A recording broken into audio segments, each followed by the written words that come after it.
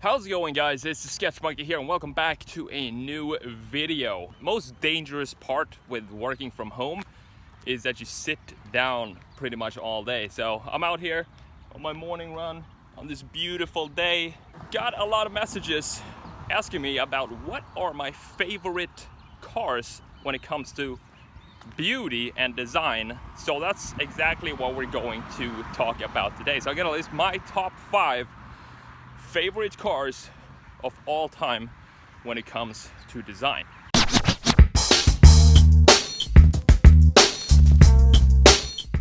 But before we jump into that, there are some sad news today, or bittersweet. I guess they're good news as well. But if you've been following this channel for a while, you know that me and Lindsay likes to we foster kittens. So we take kittens from the shelters, we feed them, and we make sure they're healthy, fix whatever problems that they have, and then they go up for adoption. And we've had Carlton and Dolores now for, I guess, 2 months or something like that. No, not a month and a half maybe. And today is their day to get adopted. It's time for you guys to get adopted. I know it sucks. You're going to a good home. That way they can slowly transition. Bye. So it feels sucky because, you know, you get to know them as they grow up, and then all of a sudden you're just supposed to give them up to some strangers. But they were here yesterday and checked them out, the new adopters, and they seem like a really cool family. And they already have, I think they had 4 cats already, which is, they have us beat in that, which is which is hard to do. But yeah, I just wanted to let you know. I'm gonna show some pictures of them here.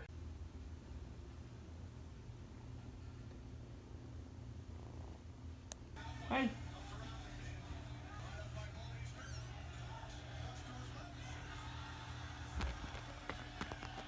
Hi.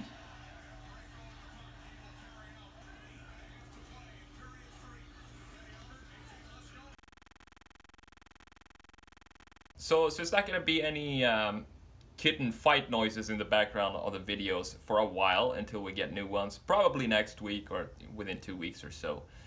So yeah, I'm gonna try and distract myself and think about cars instead.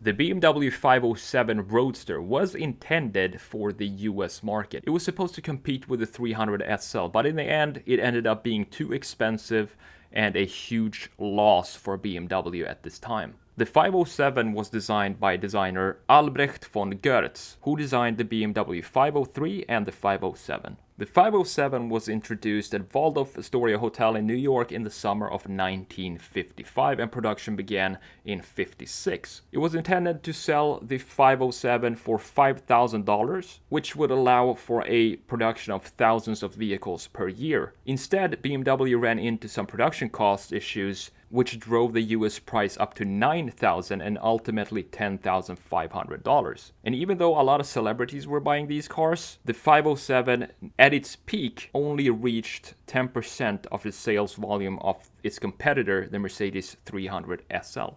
To me, the BMW 507 is one of, if not the most beautiful convertible ever made. And the thing is, when you create a convertible, it's not easy to make it a beautiful car because you lose one of the key lines to make a beautiful sculpture like this, and that is of course the roofline. But in this case, I think BMW really pulled it off. Too bad it wasn't selling that well in the US, but we have this beautiful hip right here that continues all the way and stretches up to the front headlight. And if you sit and drive this car, you will see these 2 fenders just stretch out far ahead in front of you. And BMW tried to create a successor or a modernization of the 507 with the Z8.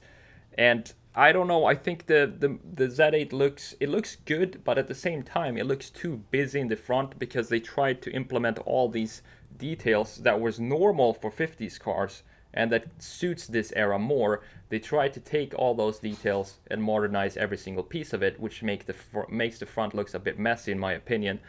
But to me, the 507 is one of the most beautiful convertibles of all time, and I wish we could see more of them out on the streets. The first generation of the Ford Mustang was introduced in 1964 and ran up to 1973, with a fastback version introduced in the first year.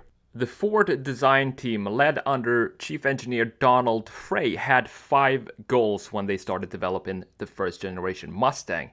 It would be a 4-seater, have bucket seats, and a floor-mounted shifter, weigh no more than 2,500 pounds, be no more than 180 inches in length, and sell for less than $2,500. Ford was a little bit confused with the styling of the Ford Mustang, as you could tell by chief designer Joe Oro's meeting with his design team when he told them that he wanted the car to appeal to women but wanted men to desire it. He wanted a Ferrari-like front end and air intakes on the side to cool the rear brakes. He also wanted it to be sporty as possible and look like it was related to European design.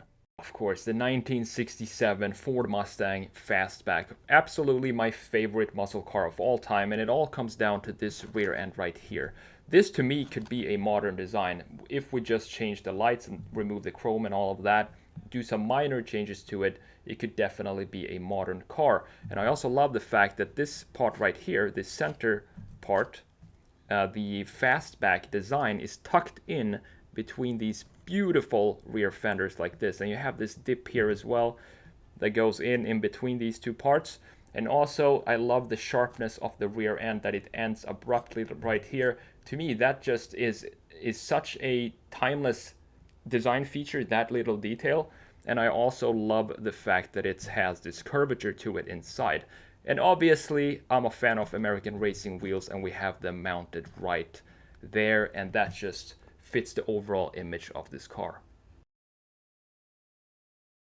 The Ferrari 550 Maranello is a front-engine V12 GT car that was in production from 1996 to 2001. It marked the return of front-engined rear-wheel drive layout and a V12 engine since the Ferrari 365 GTB, which ended production 23 years earlier. In the year 2000, Ferrari decided to create a convertible version of the 550 Maranello called the 550 Barchetta Pininfarina, and this was a limited production roadster that was only produced in 448 examples. During its production run, a total of 3,083 550 Maranellos were produced before it was replaced by the 575 M Maranello. In third place, we have the gorgeous Ferrari 550 Maranello. Among all the modern Ferraris from the 90s and up, this is my favorite Ferrari when it comes to styling, and the reason for that is very simple. It all comes down to proportions, and to me, this has some timeless GT proportions with its long hood that stretches out far ahead of in front of the driver cabin and the greenhouse. And we also have this uniquely thin C-pillar, and that just adds to the elegance of this design. And of course, if you've watched my previous videos, you know that I love ducktails, and you have the C-pillar just go into this beautiful ducktail right here, this is also one of those design details that are so tiny, but they make a huge impact on me. And when I see a Ferrari 550 Maranello, this is the favorite angle that I would like to see it from, just because you can see the ducktail, how it integrates to the rear so nicely.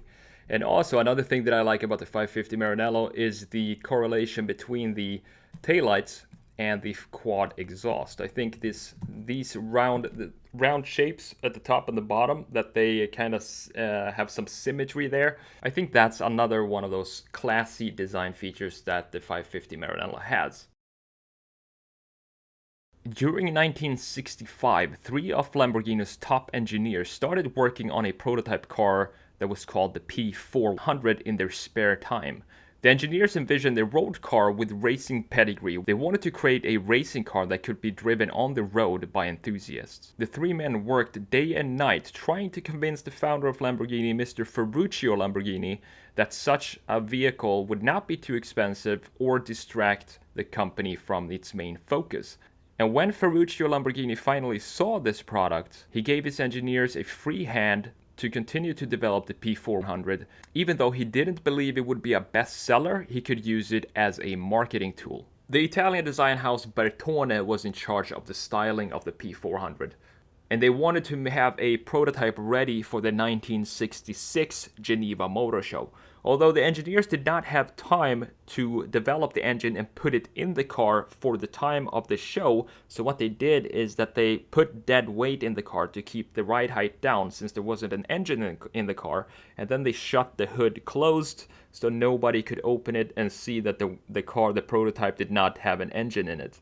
Despite this little setback, the P400 was still the star of the 1966 Geneva Motor Show, and it immediately boosted designer Marcello Gandini's reputation. The name Miura comes from a Spanish fighting bull breeder, and Lamborghini decided to take that name instead of P400 when it was time to launch the production next year in 1967.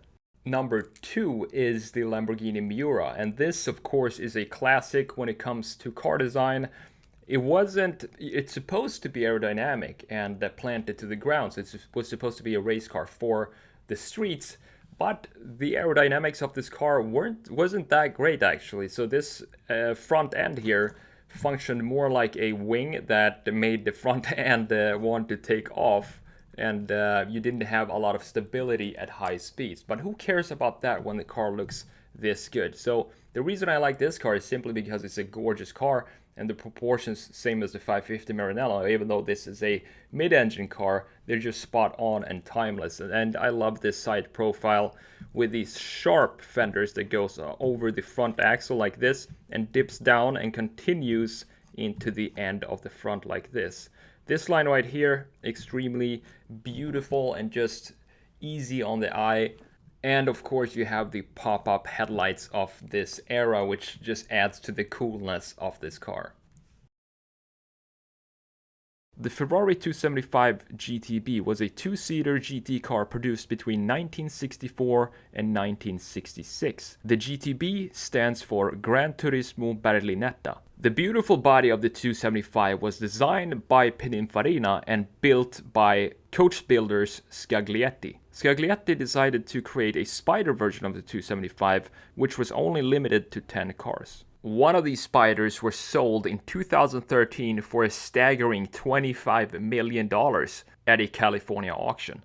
Now I have to be honest with you, I didn't have to think a long time about which car would be the number one on my list, and that to me is the 275 GTB Ferrari from the 60s.